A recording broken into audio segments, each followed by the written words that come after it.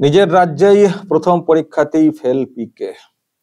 প্রিয় দর্শক, আমি শফিকুল ইসলাম এবং আপনারা দেখছেন আরামবাগ টিভি। দর্শক, এই যে ভোট হলো তার মধ্যে বিহারেরও 4টি বিধানসভা কেন্দ্রে উপনির্বাচন হয়েছে। আর এই প্রথম একেবারে একটা পলিটিক্যাল পার্টি তৈরি করে সরাসরি নির্বাচনে নেমেছিলেন ভোট কৌশলী প্রশান্ত কিশোর অর্থাৎ পিকে। কিন্তু কি হয়েছে রেজাল্ট যেটা হয়েছে সেটা হচ্ছে 4টি কেন্দ্রেই পিকের পার্টি জনসুরাজ হেরে গেছে। আমি দর্শক আপনাদেরকে দেখাবো, এটা হচ্ছে নির্বাচন কমিশনের ওয়েবসাইট। দেখুন, প্রথমে যে আসনটা সেটা হচ্ছে আসামের, তারপরে দেখুন তারারি বিহার, দেখতে পাচ্ছেন ওখানে বিজেপি জিতেছে। তারপরে দেখুন রামগড়, ওখানেও বিজেপি। তারপরে দেখুন ইমামগঞ্জ, ওখানে হিন্দুস্তানি আওয়াম মোর্চা। এবং তারপরে দেখুন বেলাগঞ্জ, ওখানে জনতা দল ইউনাইটেড অর্থাৎ জেডিইউ, তারা জিতেছে। ফলে দেখলেন যে 4টি কেন্দ্রেই জনসুরাজ পার্টি হেরেছে, তাদের কোথাও নাম নেই জয়ী পার্টি হিসেবে। 4টির মধ্যে 2টিতে বিজেপি, আর একটিতে হিন্দুস্তানি আওয়াম মোর্চা, আর একটিতে জেডিইউ। এবার দর্শক, আমি আপনাদেরকে একেবারে কেন্দ্র ধরে ধরে ডিটেলস দেখাবো যে কোন কেন্দ্রে পিকের পার্টি জনসুরাজ কত ভোট পেয়েছে। দেখুন, এটা হচ্ছে তারারি যে বিধানসভা কেন্দ্র সেটা, যেখানে বিজেপি প্রার্থী ভোট পেয়েছেন 78,755। আর দেখুন পিকের পার্টি জনসুরাজ 3 নম্বরে কিরণ সিং, কত ভোট? মাত্র 5,622। মানে কত মাইনাস বিজেপির থেকে? মাইনাস 73,133। 73,133 জামানত জব্দ। এরপরে দর্শক আমি আপনাদেরকে দেখাবো রামগড়।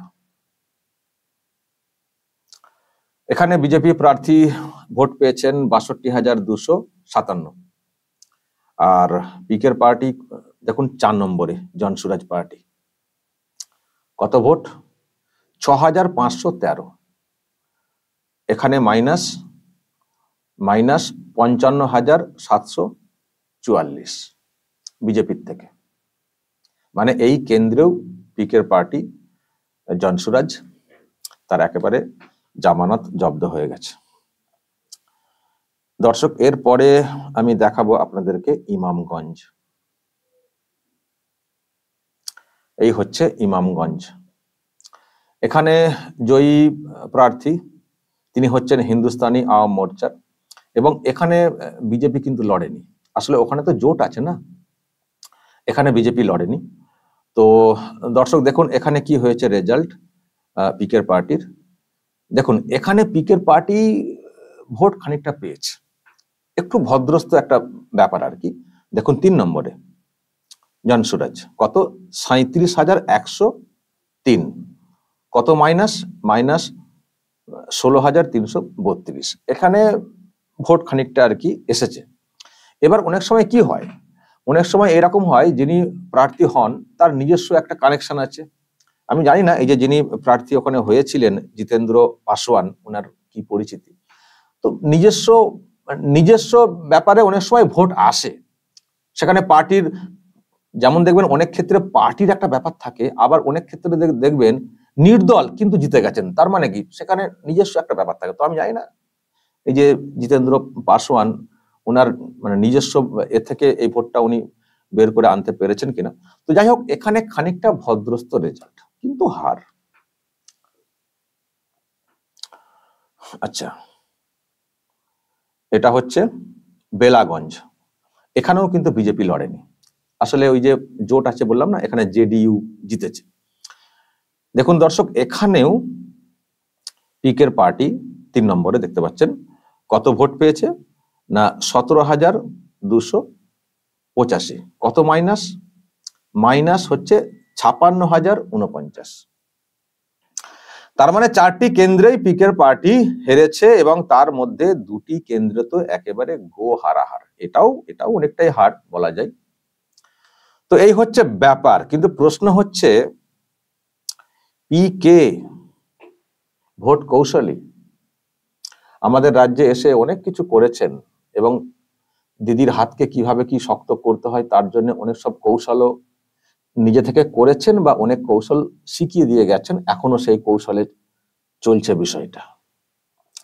কিন্তু ওইসব কৌশল নিজের রাজ্য বিহার, সেখানে কেন কার্যকরী হচ্ছে না? সেখানে কেন ফেল করে গেল বিষয়টা?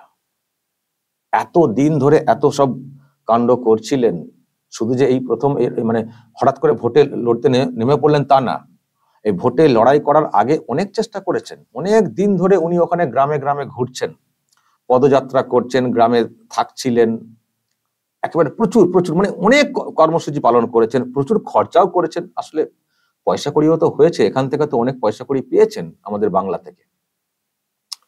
মানে যা চেয়েছেন তাই একেবারে উপুর করে এই তৃণমূল কংগ্রেস দিয়েছে। আমাদের ক্ষমতায় আমাদেরকে আনতে হবে, ক্ষমতা আমাদেরকে এনে দিতেই হবে। তো সেই জন্য পিকে যা যা বলেছেন তেমন তেমনই করেছে দল, যা খরচ হয়েছে তাই দিয়েছে দল, ফলে টাকা এখান থেকে ভালোই উনি পেয়েছেন এবং সেই টাকার একটা বড় অংশ উনি কিন্তু ওখানে খরচও করেছেন বা করে যাচ্ছেন। কিন্তু প্রশ্ন হচ্ছে যে রেজাল্ট কই, রেজাল্ট কোথায় গেল? তাহলে ওখানকার মানুষ কি, প্রথমত অনেক তো নীতি কথা বলছিলেন, তো ওখানকার মানুষ কি তাহলে বিশ্বাস করলেন না? আর দ্বিতীয়ত যেটা আমি বলছিলাম যে আপনার তাহলে কোনো কৌশল কি নিজের জায়গাতেই কার্যকরী হলো না? আমি দর্শক আরো ব্যাখ্যাতে আসব। আমি আপনাদেরকে ওনার একটা বক্তব্য শোনাবো। এই রেজাল্ট সামনে আসার পরে উনি একটা বক্তব্য রেখেছেন, তো কি বলেছেন আমি আপনাদেরকে প্রথমে সেটা শোনাই, তারপরে আমি ব্যাখ্যাতে আসছি। हमने शुरू किया है वो 10% वोट के लिए नहीं है, किसी को जिताने हराने के लिए नहीं है, बिहार में व्यवस्था परिवर्तन के लिए है। पहले भी कहता रहा हूं कि मैं इस बात से वाकिफ हूं कि ये कठिन काम है, लेकिन कठिन है इसीलिए मुझे करना है। मुझे इस बात का एहसास है कि इसको करने में 10 वर्ष भी लग सकता है, लेकिन आप मत घबराइए, हम 10 वर्ष भी अगर लगेगा तो करे बगैर नहीं मानेंगे, बिल्कुल किया जाएगा। 10% वोट बिहार में ये साधारण बात नहीं है। जो यहाँ 3 दल रूलिंग दल है जो गठबंधन में लड़ते हैं, पिछले बार विधानसभा चुनाव में भाजपा को 19.6% वोट आया है बिहार में। 19.6% भाजपा को वोट आया है, देश की सबसे बड़ी पार्टी है। और हम लोग 1 महीना पहले पार्टी बना है, सिंबल जन स्वराज को 1 नवंबर को मिला है। जो लोग चुनाव लड़े वो सिर्फ 10 दिन उनके पास अवसर था घर घर पहुंचाने के लिए कि ये हमारा सिंबल है। उस 10 दिन में भी 2 दिन दिवाली और 4 दिन छठ में चला गया। मैं इसका एक्सक्यूज नहीं दे रहा हूं, मैं बार बार कह रहा हूं हमारी कमी है और बेहतर होना चाहिए। लेकिन अगर कमी भी है तो 0 से 10 हमने पहुंचाया है, तो 10 के ऊपर भी ले जाने की जिम्मेवारी जन स्वराज की साथियों की है। अब घबराइए नहीं, इसको आगे ले जाने का पूरा प्रयास करेंगे और उसमें सफलता भी मिलेगी। দর্শক শুনলেন ওনার বক্তব্য যে আমরা 10% ভোট পেয়েছি শূন্য থেকে শুরু করে, এটা একটা বিরাট ব্যাপার বলে অন্যান্য পার্টির উদাহরণ দিয়েছেন। 10% ভোট কোত্থেকে পেয়েছেন? ওইটা একটি কেন্দ্রেই একটা বড় একটা মার্জিন হয়েছে, একটা সংখ্যায় ভোট এসছে, সেখান থেকে 10% হয়তো হিসেব হচ্ছে। কিন্তু ওভারঅল মানে যদি বলি কেন্দ্র ধরে ধরে, আপনার তো 2টি কেন্দ্র তো একেবারে জামানত জব্দ হয়ে গেছে, মানুষ তো একেবারেই গ্রহণ করেন। আপনি সব যোগ করে ভাগ করে বলছেন 10% ভোট পেয়েছি, মানে আমাদের একটা বিরাট ব্যাপার। ঠিক আছে, আশা করতেই পারেন, আশায় থাকতেই পারেন, এবং এটাও বললেন যতদিন লাগবে থাক, মানে লড়াই করে যাব, 10 বছর হোক যাই হোক লড়াই করে যাব, লড়াই করে যান। আমরাও দেখতে চাই যে আপনার কৌশল আপনার রাজ্যে আপনার পার্টির ক্ষেত্রে কতটা কার্যকরী হয়, আমরা দেখতে চাই। এখানে যা করেছেন, যা করে দিয়ে গেছেন, বাংলার মানুষ কখনো সেই সব দেখেননি। কিন্তু প্রশ্ন হচ্ছে যে ওইসব পলিসি কেন ওখানে কাজ হচ্ছে না, ওইসব পলিসি কেন ওখানে কাজ হচ্ছে না? তাহলে কি ওখানকার, প্রথম কথা যে বক্তব্যগুলো আপনি পাড়ায় পাড়ায় ঘুরে ঘুরে রাখছিলেন, তাহলে কি ওখানকার মানুষ গ্রহণ করেননি? বা ওখানকার মানুষ কি তাহলে এটাও কোথাও বুঝছেন যে বাংলাতে উনি যা করে এসছেন এবং বাংলাতে মানে ওখানকার মানুষের যা পালস সেই অনুযায়ী তো ওখানে রেজাল্ট হয় না। তার মানে এই লোকটি ওখানে সেই তৃণমূল কংগ্রেসকে জিতিয়ে এসছেন, তার মানে নিশ্চয়ই কিছু একটা কারচুপি বা লোকটা ভালো না, এদিক সেদিক করে জিতিয়ে এসছেন। ফলে এখানে বড় বড় নৈতিকতার কথা বললেও যে বাচ্চাদেরকে শেখাতে হবে, এই করতে হবে, সেই করতে হবে, আদতে লোকটা ঠিক না। মানে এইরকম কি ব্যাপারটা হয়েছে যখন বক্তব্য দিচ্ছিলেন আপনি? মানে সেই মানে ওখানকার মানুষ কি গ্রহণ করেননি, বিশ্বাস করেননি? তা নাহলে কেন এরকম রেজাল্ট হলো?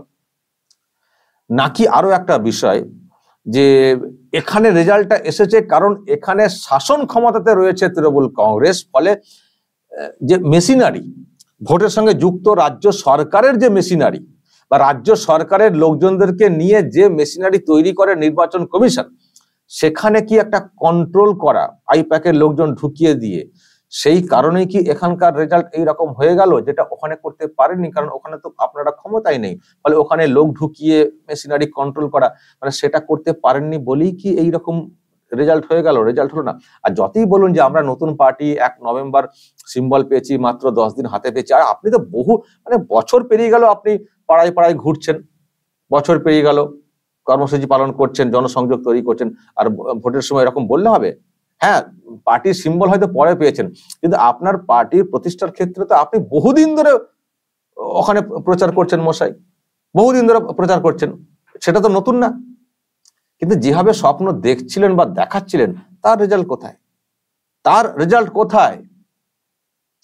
ফলে দর্শক, যে রেজাল্ট ওখানে হয়েছে, অবশ্যই উনি হয়তো আশাবাদী, আশা রাখছেন, 10% ভোট পেয়েছেন বলে বলার চেষ্টা করছেন। সেটা যেহেতু দল গঠন করেছেন, হঠাৎ করে তার সেখান থেকে পিছিয়ে যাবেন না, হয়তো উনি এটা বলবেন। তবে আমরাও দেখতে চাই ওনার যে পার্টি এবং ওনার যে ভোট কৌশল, ওনার যে কত বুদ্ধি, ওনার যে কত বুদ্ধি নিজের এলাকায়, নিজের পার্টির ক্ষেত্রে আমরা দেখতে চাই উনি কত বড় ভোট কৌশলী। নিজে ভোট কৌশলী, নিজে নাকি অন্য পার্টিকে হারা ম্যাচকে জিতিয়ে দিয়ে চলে আসেন, আর দেখুন নিজেই নিজের রাজ্যে হেরে যাচ্ছেন। যখন নিজে খেলতে নামছেন, নিজেই নিজের রাজ্যে হেরে যাচ্ছেন। তাহলে ওনার কি কৌশল, তাহলে ওনার কি কৌশল, কি বুদ্ধি? দর্শক বলবেন যা বলার, কমেন্ট বক্সে নজর রাখবেন আরামবাগ টিভিতে।